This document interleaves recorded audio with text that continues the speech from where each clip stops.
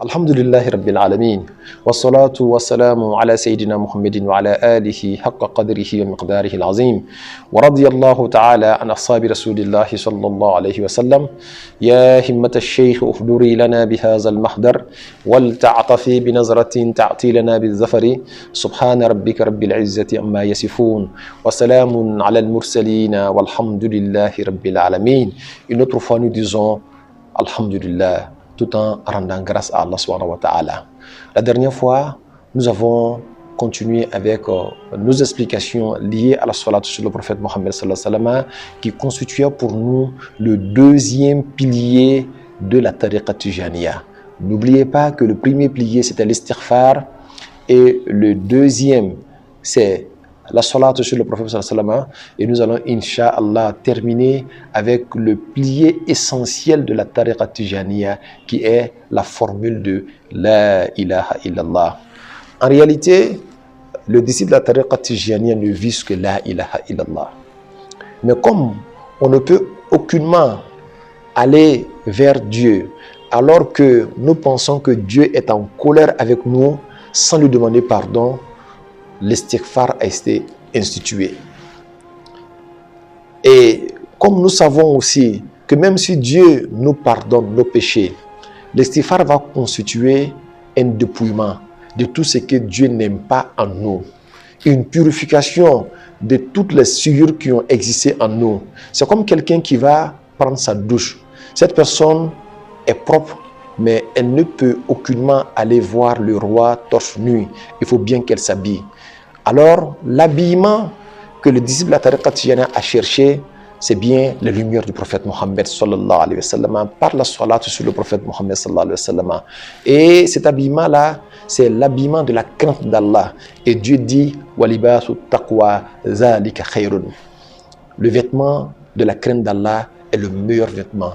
Et il n'y avait pas être craintif d'Allah mieux que le prophète Mohammed sallallahu alayhi wa sallam. Donc, on s'est dépouillé avec l'istighfar. On a attiré les qualités prophétiques mohammediennes vers nous par la salat sur le prophète Mohammed sallallahu alayhi wa sallam. On va maintenant être digne de rentrer dans le sanctuaire d'Allah subhanahu wa ta'ala, de rentrer dans la hadara d'Allah subhanahu wa ta'ala. Et cela se fait par la parole que Dieu aime le plus. Et cette parole-là est la ilaha illallah. Et le prophète Mohammed disait que Dieu dit que la ilaha illallah hisni wa man dakhala hisni amina min azabi. La ilaha illallah est ma clôture. Celui qui rentre dans ma clôture est épargné de mon châtiment. Alors donc, la ilaha illallah a besoin d'être expliqué. La ilaha illallah, comme vous le savez, c'est le cœur même de tous les livres révélés. Le Coran a pour cœur la ilaha illallah. Les évangiles a pour cœur la ilaha illallah. La Torah a pour cœur la ilaha illallah.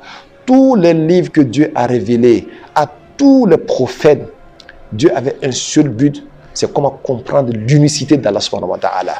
Et la formule qui nous ramène à l'unicité d'Allah est bien la formule de la ilaha illallah. Voilà pourquoi le prophète dit afdalu ma qultuhu ana wa nabiyyuna min qabli la ilaha illallah. La meilleure parole que j'ai dite, moi et les prophètes qui m'ont précédé, est bien la ilaha illallah. La meilleure parole veut dire les paroles qu'ils ont reçues de Dieu. La meilleure parole veut dire les compréhensions qu'ils ont reçues à partir de la parole de Dieu et qu'ils ont transmis à leur communauté.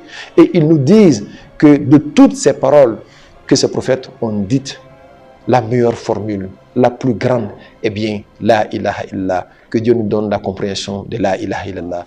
Comme vous le savez très bien, de toutes les paroles qui existent, la meilleure parole est bien la ilaha illallah. Ce qui fait du Coran, c'est bien la phrase la ilaha illallah. Et ainsi, tous les livres révélés avant le Coran, le cœur de ces livres-là était toujours la ilaha illallah. Car la ilaha illallah est le poids même de l'essence d'Allah subhanahu wa ta'ala. Toutes les religions sont basées sur l'unicité d'Allah subhanahu wa ta'ala, sur la transcendance d'Allah subhanahu wa ta'ala.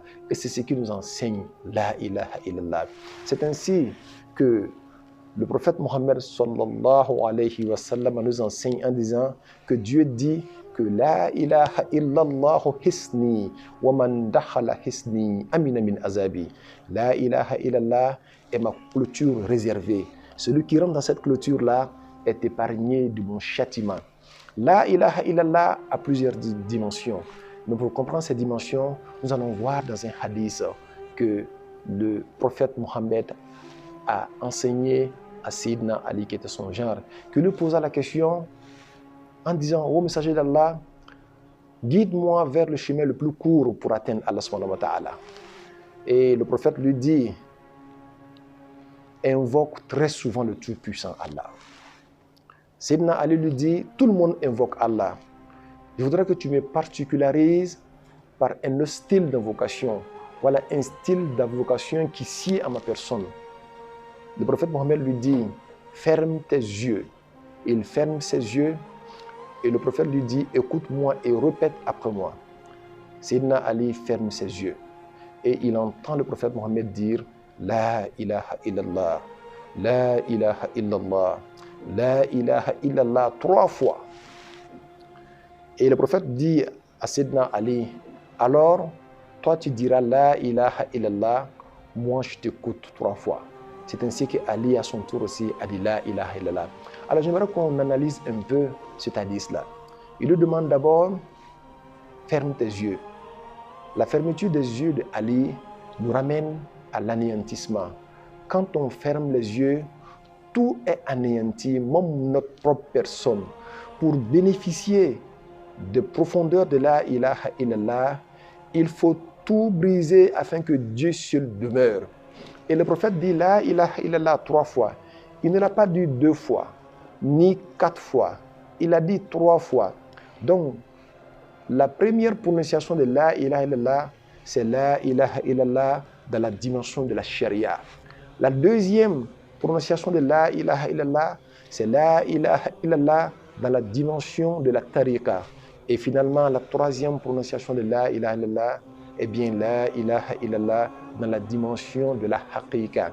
C'est ainsi qu'on va voir la généralité que la ilaha illallah dans la première prononciation et le voyageur vers Allah qui sont les élites, que la ilaha illa anta, qui n'est rien d'autre qu'il n'y a de Dieu que toi, pour finir dans la dimension où tout est anéanti, où Dieu lui-même s'exprime sur notre langue en disant la ilaha illa ana, il n'y a de Dieu que moi. Voilà les 3 dimensions de l'islam qui ressortent dans cet enseignement que le prophète Mohammed sallallahu alayhi wa sallam a donné à son genre, et je prie Allah qu'il nous donne la bonne compréhension. Subhana rabbika rabbil izzati amma yasifun wa salamun ala al-mursalin walhamdulillahi rabbil alamin.